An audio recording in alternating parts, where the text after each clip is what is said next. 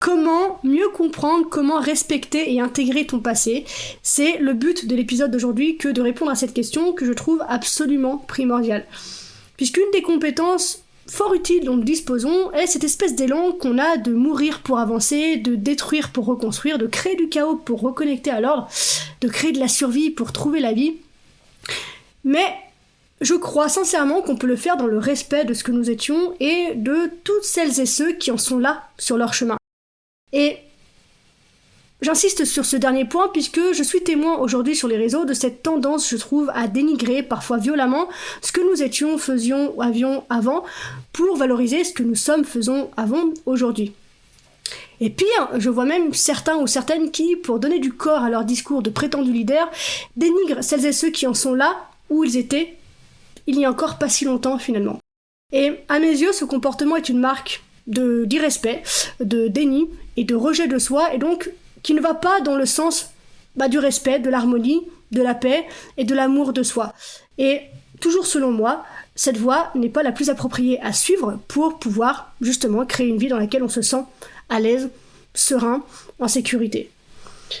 Nous allons donc aujourd'hui parler de respect envers notre passé et de cette conviction que j'ai développée et que j'ai envie de te transmettre qu'il n'y a pas de bonne ou de mauvaise voie dans la vie, que dans la vie, finalement, il n'y a rien d'autre que la vie.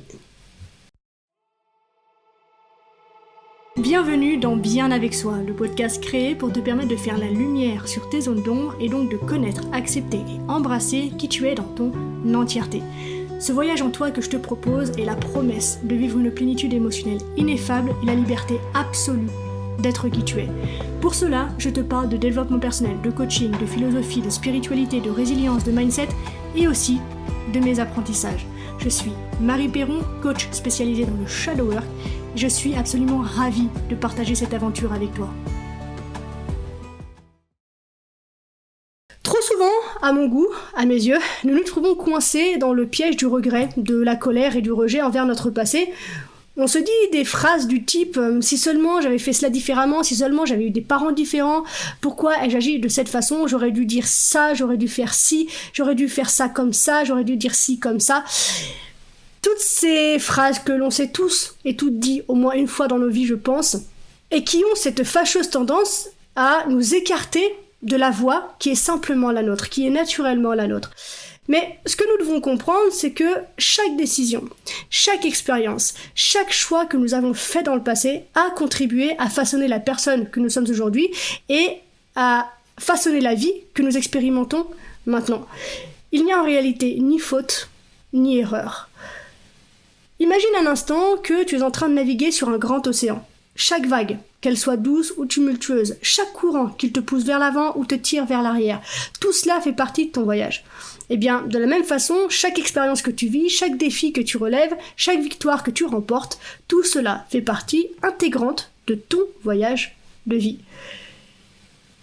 Donc si tu décides de regarder en arrière et de cracher sur les vagues qui t'ont secoué ou de maudire les courants qui t'ont fait dévier de ta trajectoire, de la trajectoire que tu avais prévue, eh ben tu ne ferais que te causer plus de douleur et de souffrance, puisque ta vie en fait serait très loin de correspondre à tes attentes. Puisque souviens-toi que la souffrance n'est rien de plus qu'une douleur à laquelle tu ajoutes de la résistance. C'est ta promptitude à nier, à rejeter ce qui a été qui te fait souffrir, pas l'événement que tu accuses de ta souffrance. Et pourtant, c'est souvent ce que nous faisons avec notre passé, justement. Nous crachons sur nos erreurs, nous insultons nos choix passés et nous rejetons qui nous avons été. Mais c'est une illusion, toujours selon moi, de penser que nous aurions pu agir différemment à l'époque, compte tenu de nos connaissances, de nos expériences et de notre compréhension du monde à ce moment-là. Chaque moment de notre passé, chaque choix que nous avons fait, chaque personne que nous avons rencontrée a joué un rôle absolument essentiel dans notre évolution. Chacun d'entre eux a contribué à façonner la personne que nous sommes aujourd'hui. Chacun d'entre eux a façonné la vie que nous expérimentons aujourd'hui. Chaque élément, que tu l'aies encore en mémoire ou que tu l'aies oublié, chaque micro-mouvement dans ta vie a contribué à ce que tu es aujourd'hui. Et si on veut ouvrir les choses encore plus largement, tu peux prendre toute la construction du monde pour te souvenir que chaque micro-mouvement dans l'espace a contribué à mener à ce que tu vis maintenant, à toi et moi en train de discuter par écran interposé. Est-ce que si nous avions agi différemment par le passé, si nous avions eu des parents, une expérience différente dans le passé, notre vie aujourd'hui serait différente? Oui, c'est une certitude. Mais, là où il y a une nuance sur laquelle on peut s'appuyer, c'est: serait-elle meilleure, cette vie, que celle que nous vivons maintenant? Non. Ou en tout cas, personne ne le sait et ne le saura jamais. Une chose en revanche est certaine, c'est que, quelle qu'aurait pu être ta vie, elle aurait toujours eu autant d'avantages que d'inconvénients, autant de douceur que de douleur, autant de joie que de tristesse, autant de confort que d'inconfort. En bref, il y a fort à parier que tu ne serais pas plus heureux finalement dans ta vie imaginée, dans ta vie fantasmée, que tu ne l'es aujourd'hui. Alors, comment pouvons-nous commencer à respecter un peu plus notre passé et à embrasser chaque aspect de notre histoire, même les parties que nous préférerions oublier? Eh bien tout d'abord, je crois qu'il est important de reconnaître que nous avons fait de notre mieux à chaque étape du chemin. Même si nos actions passées ne semblent pas toujours sages à la lumière de notre compréhension actuelle, elles étaient le reflet de qui nous étions à ce moment-là. Et ce reflet, s'il t'est déplaisant, c'est que tu as besoin d'apprendre à l'aimer. Faire le deuil du fantasme de la personne que tu aurais dû ou que tu aurais pu être est un indispensable pour reprendre la main sur les leviers de ta vie. Ensuite, je peux t'inviter à comprendre les leçons derrière chaque expérience. Toutes celles qui t'ont marqué, toutes celles qui ont une teinte émotionnelle et qui te prennent de la place dans ton espace mental ont un message à t'apporter et ont un déséquilibre d'un point de vue de tes perceptions. Nos erreurs passées peuvent donc être d'excellentes enseignantes en nous montrant ce que nous ne voulons plus dans notre vie ou en nous montrant les valeurs qui sont vraiment importantes pour nous. Puisque, à mes yeux toujours, on a cette tendance encore à confondre ce qui fait mal avec ce qui est mauvais, ce qui n'aurait pas dû être.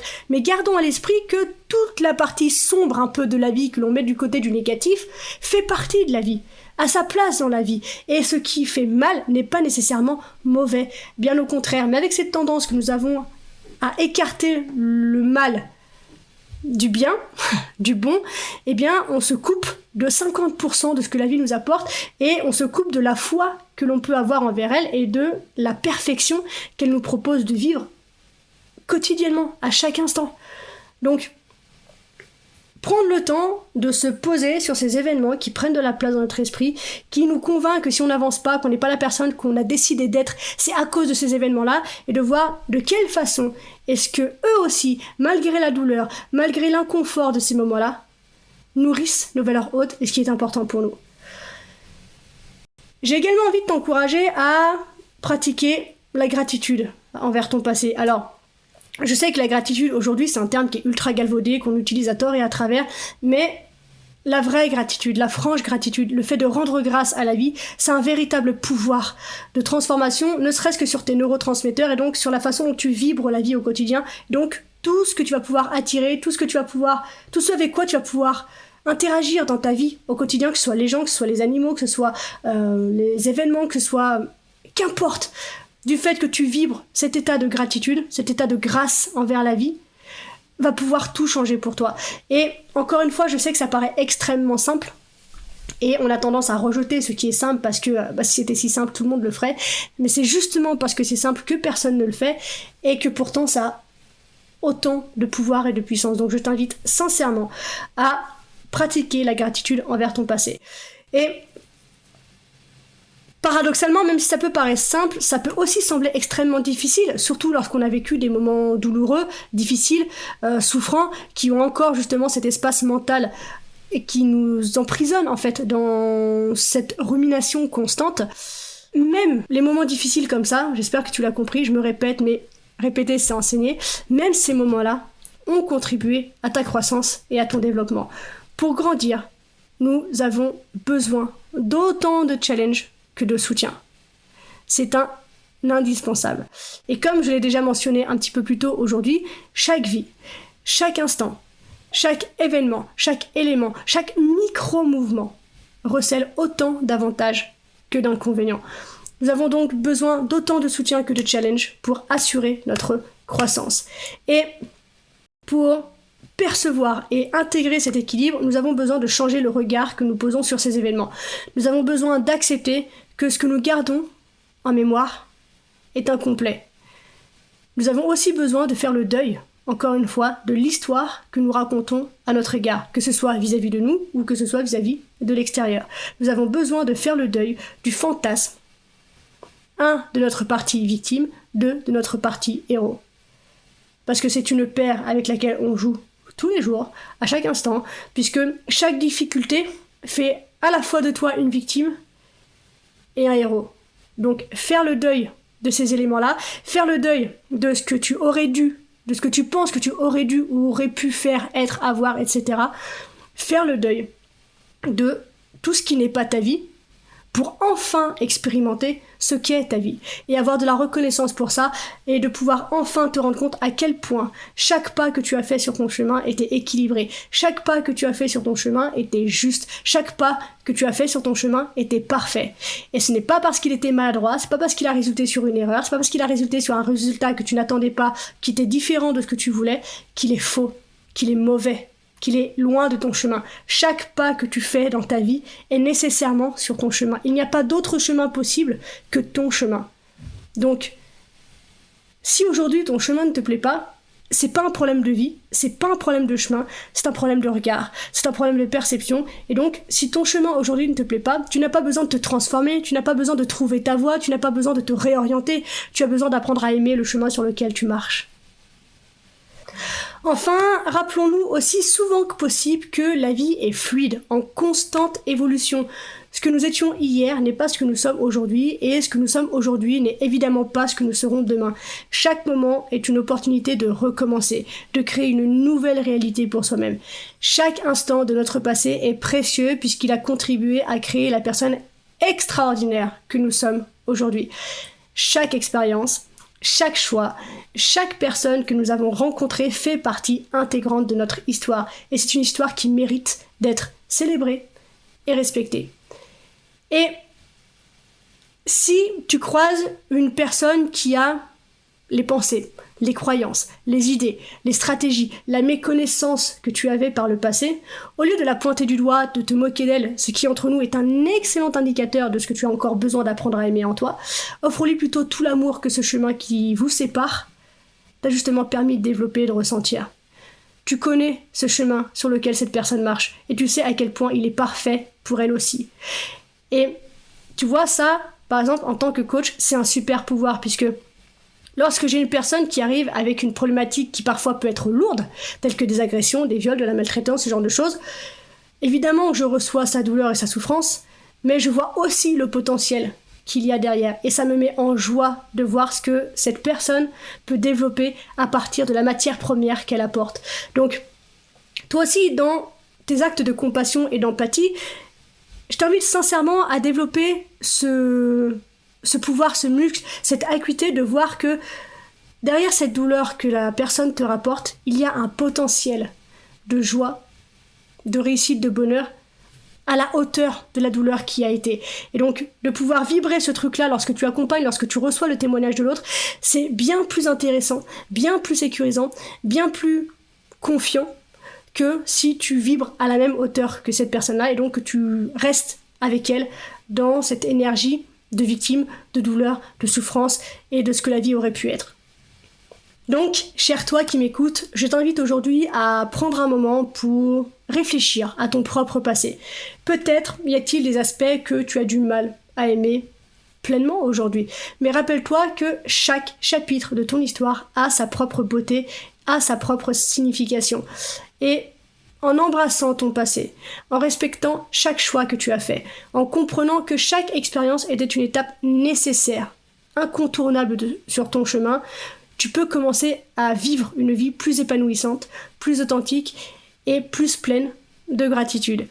Et lorsque tu te laisses ainsi respirer qui tu es vraiment, te laissant envahir d'amour et de gratitude pour toi et la vie qui est la tienne, tu offres inconsciemment la possibilité aux autres de faire de même. Et ça, c'est un super cadeau que tu peux faire malgré toi à toutes les personnes qui t'entourent. Je t'invite donc à garder à l'esprit qu'il n'y a pas de bonne ou de mauvaise voie dans la vie, il n'y a que la vie elle-même. Embrasse chaque moment, chaque expérience et chaque leçon. Tu es sur le chemin de ta propre grandeur. Voilà. J'espère que ça t'aide à mieux comprendre l'importance de respecter ton passé et de reconnaître que chaque chemin dans la vie a sa propre valeur et qu'aucun chemin n'est mauvais, n'est faux. On ne se trompe jamais en marchant dans la vie. N'oublie pas, garde à l'esprit que ton histoire est unique, donc précieuse, et qu'elle t'a conduit exactement là où tu dois être aujourd'hui. On arrive déjà à la fin de cet épisode, merci de l'avoir écouté jusqu'au bout. J'espère qu'il t'a plu, si c'est le cas, n'hésite pas à me le faire savoir en mettant un petit commentaire ou 5 étoiles sur Apple Podcast pour rendre cet épisode disponible à un plus grand nombre de personnes et pour m'encourager à continuer ce travail si tu trouves qu'il a de la valeur, s'il est important pour toi et si tu aimes ce que je te propose. Voilà, on se retrouve très vite dans un nouvel épisode. D'ici là, bien sûr, prends soin de toi, sois reconnaissant envers la vie et surtout n'oublie jamais que tu es la personne la plus importante de ta vie et que de ce fait, tu mérites ce qu'il y a de meilleur. Je nous aime. À la revoyure.